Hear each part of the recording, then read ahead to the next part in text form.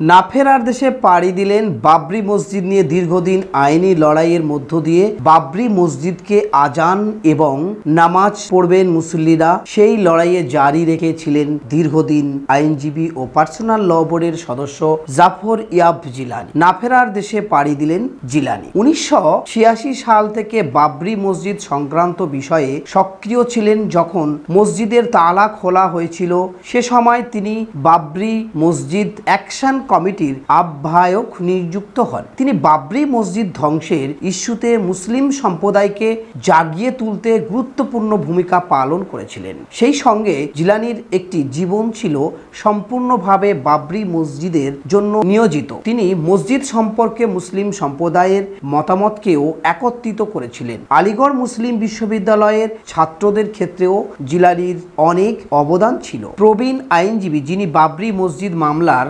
মুসলিমদের পক্ষের প্রতিনিধিত্ব করেছিলেন এবং অল ইন্ডিয়া মুসলিম পার্সোনাল ল বোর্ডের বিশিষ্ট কর্মকর্তা জাফর ইয়াব জিলানী দীর্ঘ অসুস্থতার পরে বুধবার লখনউয়ের নিসারগঞ্জ হাসপাতালে ৭৪ বছর বয়সে মারা গেছেন। ইন্না লিল্লাহি ওয়া ইন্না ইলাইহি রাজিউন। জিলানীর পুত্র নাজাম জাফর ইয়াব জিলানী জানিয়েছেন তার পিতা বাবরি মসজিদ অ্যাকশন কমিটির আহ্বায়ক ছিলেন। মাথায় আঘাত পেয়ে ব্রেন হেমারেজ হয়েছিল। অস্ত্রোপচারের পর তার অসুস্থতার সফল চিকিৎসা করা হয়েছে। তিনি বেশ কিছুদিন ধরে সুস্থ ছিলেন। জিলানী, যিনি উত্তরপ্রদেশের অতিরিক্ত অ্যাডভোকেট জেনারেল হিসেবেও দায়িত্ব পালন করেছেন, মৃত্যুকালে তিনি রেখে গেছেন স্ত্রী, 2 ছেলে ও 1 কন্যা।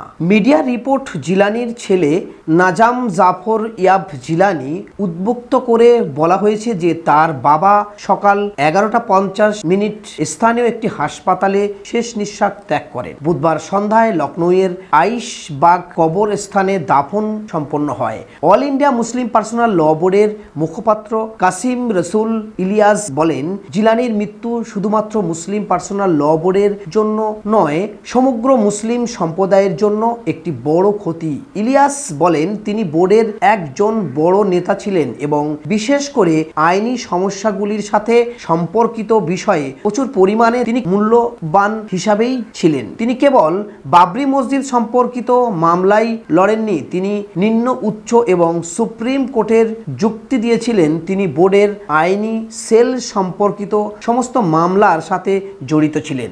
জিলানী পার্সোনাল ল বোর্ডের একজন প্রতিষ্ঠাতা সদস্য, এর কার্যনির্বাহী কমিটির সদস্য এবং মিডিয়াতে একটি প্রতিনিধিত্ব করতেন। তার মৃত্যু বোর্ডের আইনজীবীদের মধ্যে একটি বড় শূন্যতা তৈরি করেছে। তিনি বলেন, এটি বেশ কয়েকজন বিশিষ্ট আইনজীবীকে হারিয়েছে ভারতবর্ষের মানুষ।